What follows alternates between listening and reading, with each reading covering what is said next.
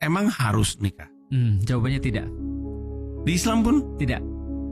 Oh, Jadi hukum membujang atau hukum untuk tidak menikah di dalam Islam itu adalah hukumnya makruh, gitu ya. tidak sampai haram.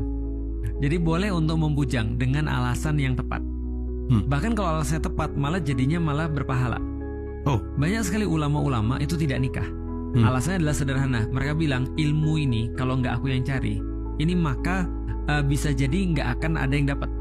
Maka kalau aku menikah, kenikmatannya untuk diriku sendiri, tapi kalian nggak dapat apa-apa. Tapi kalau aku tidak nikah, maka aku punya waktu 100% untuk ilmu dan manfaatnya untuk orang banyak. wow. Itu hanya satu dari kriteria kenapa boleh tidak menikah. Iya, tapi kalau misalnya dia cuma aku nggak mau aja, ya udah berarti makruh. Berarti tidak sampai haram. Saya agak terkejut, Ustaz. Saya pikir kita diwajibkan untuk menikah. Nggak diwajibkan. Di Islam ada banyak tokoh-tokoh yang nggak menikah. Banyak. Karena kan saya dengarnya menikah semua sih kayaknya. Imam Nawawi nggak menikah. Imam Nawawi itu setauku keren banget tuh, tapi nggak menikah. Dan banyak banget ulama-ulama juga yang memilih tidak menikah. Dengan argumen yang sama tadi. Dengan argumen yang sama, nyari ilmu. Argumen apa yang membuat jadi benar bukan makruh? Ada Jadi lagi benar, ya? Tadi secara ilmu, yang kedua secara medis bisa jadi. Oh ya mungkin. Lalu kemudian apa ya? Ya secara kalau menikah dia mudorot. Mudorot tuh bisa menimbulkan keburukan misalnya. Ya apapun lah yang mungkin dia sangka bahwa menikah tuh menimbulkan keburukan, jadi nggak boleh. Jadinya bagus tuh. Jadi kita tidak diwajibkan untuk beranak pinak sebenarnya? Nggak diwajibkan. Soalnya kan gue sedikit tahu. Iya.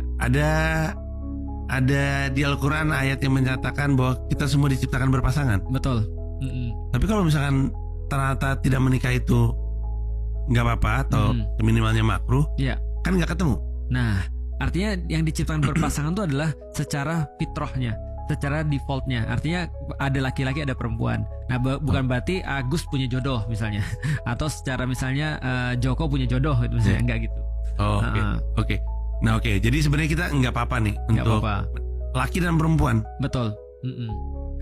Dan juga sebenarnya gini, yang Rasul minta itu adalah agar kita sunnahnya adalah beranak pinak banyak. Itu memang Rasul minta, karena Rasul bilang gini, aku nanti di hari kiamat akan berbangga dengan umatku yang banyak, kata Rasulullah. Karena Rasul tahu bahwa saya kuantitas itu penting.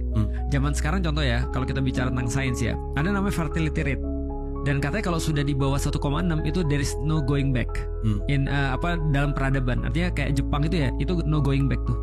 Artinya kalau kayak gini ya, ada fertility rate 2 ya, berarti satu laki bini atau suami istri punya anak 2. Di sini ada satu laki bini punya anak 2. Berarti generasi pertama 4 karena bapak ibu.